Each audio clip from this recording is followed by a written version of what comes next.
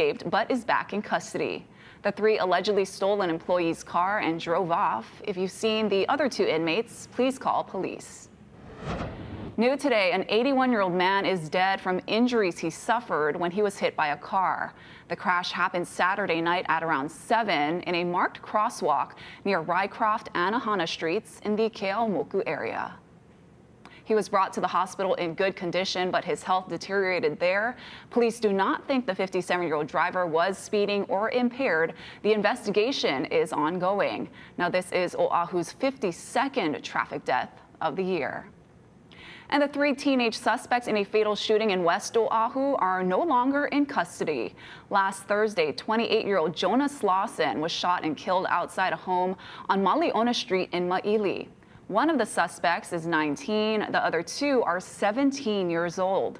On Sunday, HPD arrested them for second-degree murder and other crimes, but after police conferred with prosecutors, they were released pending investigation.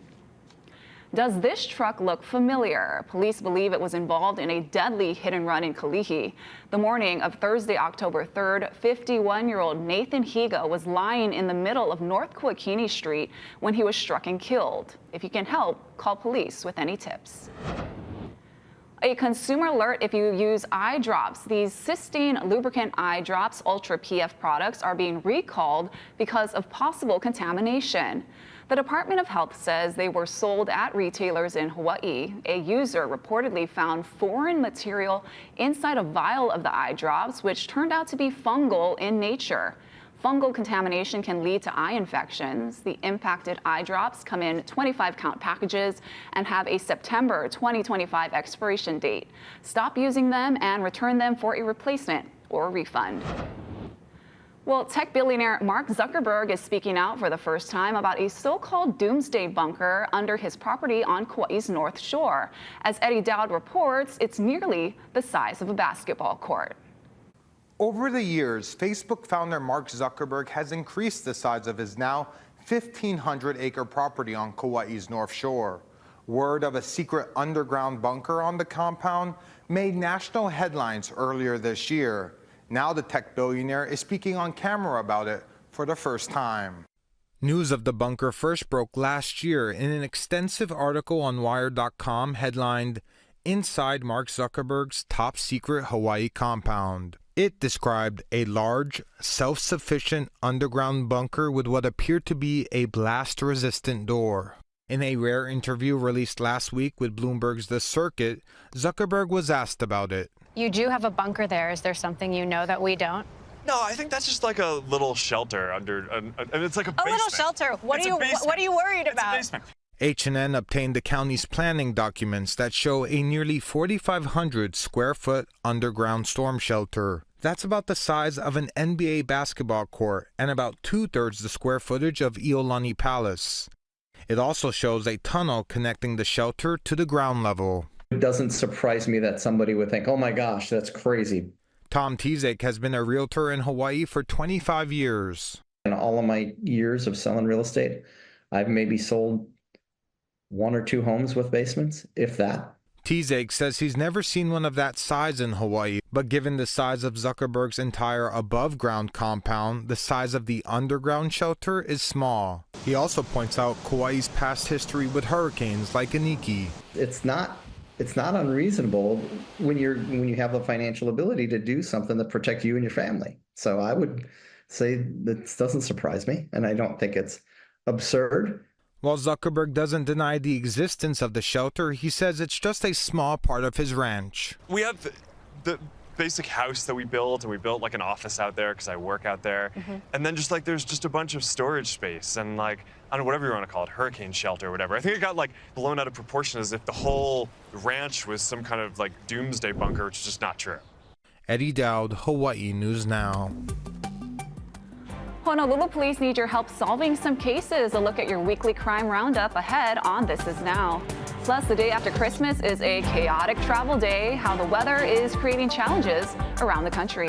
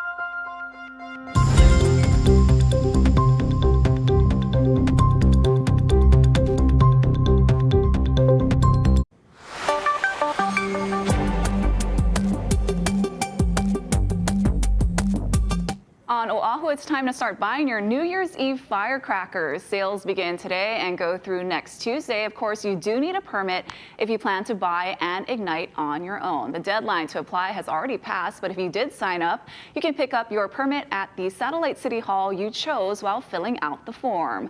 Firecrackers can only be set off between 9 p.m. New Year's Eve until 1 a.m. New Year's morning. The use of aerial fireworks, of course, remains banned. Well, it's time for our weekly crime roundup. Joining us now from Honolulu Crime Stoppers is Sergeant Chris Kim to tell us about 3 cases. What do you have for us today? Yeah, the first case that I have is a burglary in the 2nd degree on Wednesday, December 4, 2024, about 4 o'clock a.m. These 2 individuals broke into a storage shed over at the Hongwanji Mission School off of Pali Highway and stole numerous properties from within. Suspect number 1 is being described as an unknown female. Suspect number 2 is being described as an unknown male. So viewers, please take a look at this video, see if you do recognize these people involved or have any information regarding this case. Our second case is a theft in the 2nd degree on Saturday, November 23rd, 2024, at about 3:19 p.m. This male entered the Guitar Center over at the Pearl Highland Center and stole this Roland Juno D6 electric keyboard, valued at over $750. He's been described as an unknown male, medium, brown complexion, medium build. And finally, our last case is a harassment that happened on the bus on Sunday, December 1st, 2024, at about 12:15 a.m. This male was on the OTS bus over in the Waianae area when he began to use vulgar and sexually explicit language towards the driver. The driver then pulled over and mentioned that she was calling police, at which time he fled. He's been described as an unknown male, approximately 5 feet 8 inches tall, weighing 250 pounds, wearing a black baseball cap, black long pants, and a black jacket. If you have any information regarding this case that we talked about today, you can call us at 808-955-8300 or download the P3 Tips app available on your smartphone or tablet. Also, the viewers can take a look at these cases over at the www.honolulup.org website, bottom left-hand corner under Wanted Persons. All right, Chris, thanks for being with us today. We appreciate it. Thank you. All right, let's take a live look outside. Guy has your full forecast and in just 2 minutes.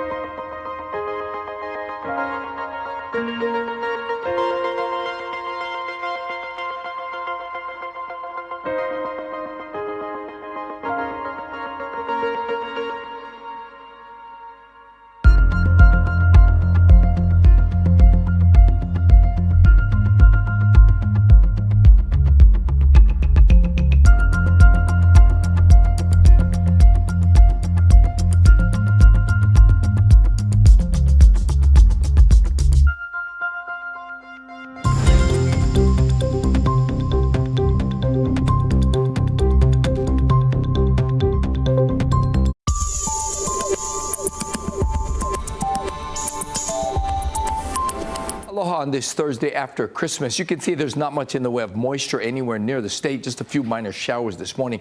But that front is due in over the weekend. So look for more clouds, more showers, stronger winds over the weekend. But for today and tomorrow, the winds will run light.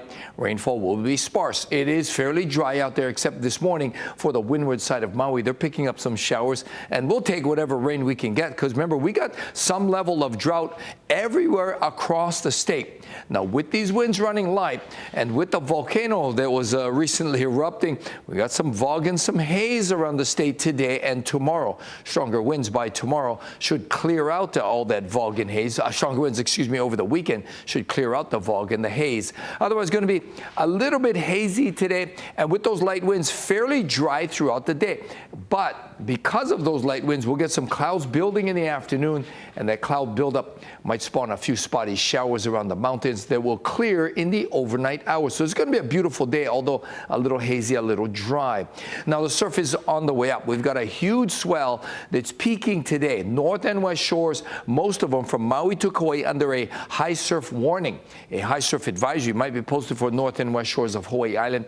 And some of that energy might wrap into the South Shore. Not a guarantee, but we could have some fun-sized shoulder-high waves for some South Shore spots. So again, big and dangerous for north and west shores probably through tomorrow. Light winds, not much in the way of rainfall, a few spotty showers today and tomorrow. And then a cold front, a weak one, moves in over the weekend. Look for more clouds and more showers over the weekend, and a few more windward and Mauka showers. Still, though, fewer showers, drier conditions for leeward sides. And then that front should be gone by Monday. Things are looking good for New Year's Eve and New Year's Day, with the trade winds coming back. Thank you, Guy.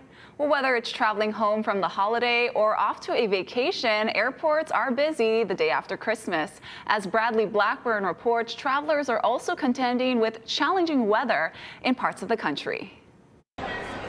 In this most wonderful time of the year, sometimes all you need to pack is a good attitude. Delays make great adventures. You never know who you're going to meet.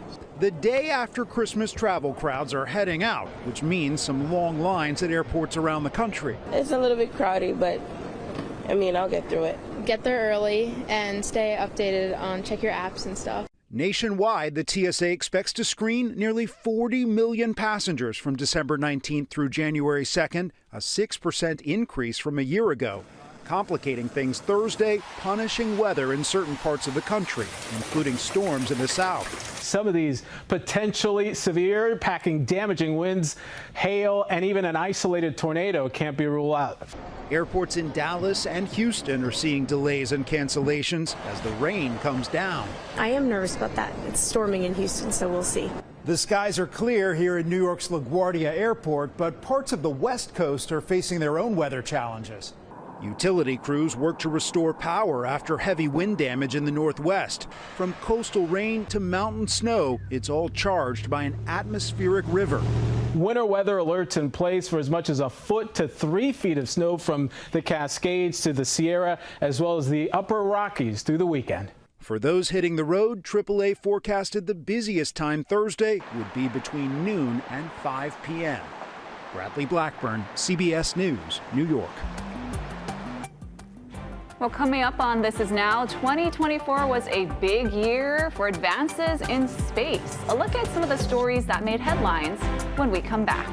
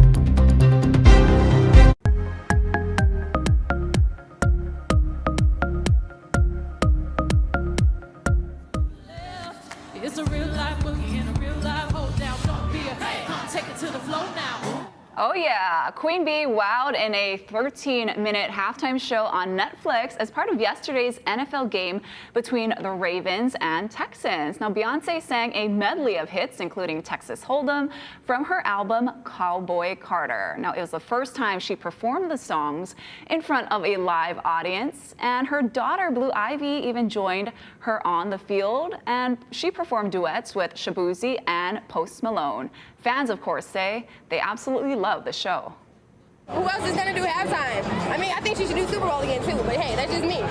I agree with that. Cowboy Carter earned Beyonce 11 Grammy nominations. It was an eventful year in space with major advancements and amazing feats of engineering, including a giant leap for one of America's rivals. And there's a lot in store for the new year, too. Tom Costello has a look back and ahead. America's 2024 space odyssey had drama. Boeing Starliner is back home from space overnight, but it came back with an empty cabin. Breakthrough technologies. And international intrigue. But above all, it was yet another year of triumph for Elon Musk's SpaceX, test flying 6 uncrewed Starship rockets that one day will carry astronauts to the moon and maybe Mars, with stunning new capture technology for the booster rocket. SpaceX will soon provide the ride home for astronauts Sonny Williams and Butch Wilmore, whose 10-day mission last June to the space station will last 9 months until at least late March, after NASA brought the troubled Boeing Starliner spaceship home empty, concerned it wasn't safe for the astronauts. We're both, Navy. We've both been on deployments. We're not surprised when deployments gets changed. 2024 was also another big year for the Chinese space program, landing a second robotic mission on the far side of the moon, then returning home with soil samples that suggest ancient volcanic activity. China is moving at full throttle to land its own astronauts on the moon by 2030. That's also NASA's goal for its Artemis program. And it is vital for us to land on the South Pole, so that we do not cede portions of that lunar South Pole to the Chinese. But NASA is now delaying an Artemis loop around the moon until 2026 to improve the heat shields needed for re-entry. The goal now, a moon landing in 2027. New astronaut Dr. Chris Williams. Have you dreamed of being among the first to return to the moon? I absolutely hope it's me, and and that I get the chance to do that. Jared now opening Dragon Resilience into space. Jared Isaacman became the first commercial astronaut to perform a spacewalk in 2024. Here, Earth sure looks like a perfect world. He's now President-elect Trump's choice to lead NASA. There were more space tourist flights in 24, and a private probe named Odysseus landed on the moon but then tipped over. 2025 will be a year of private business and China pushing to go farther, faster. For today. And that's Tom Costello reporting. Finally today, a special guest brought smiles this holiday to those at Queens North Hawaii Community Hospital. Look at that face. Darby, the miniature horse, galloped through the halls, decked out in sleigh bells, and it's been a really big year for Darby. Get this, he is the nation's Pet of the Year, which is named by the therapy animal organization Pet Partners. What a sweet face, and I'm sure he brought joy to so many patients there. All right, before we go, we want to take another live look outside. Again, this is Waimea Bay, and we have that high surf warning up for most north and west parts of the state until 6 p.m. on Friday. So stick with Hawaii News Now on air and online for all the latest updates on that. We're going to have more news for you first at 4 right here on KHNL.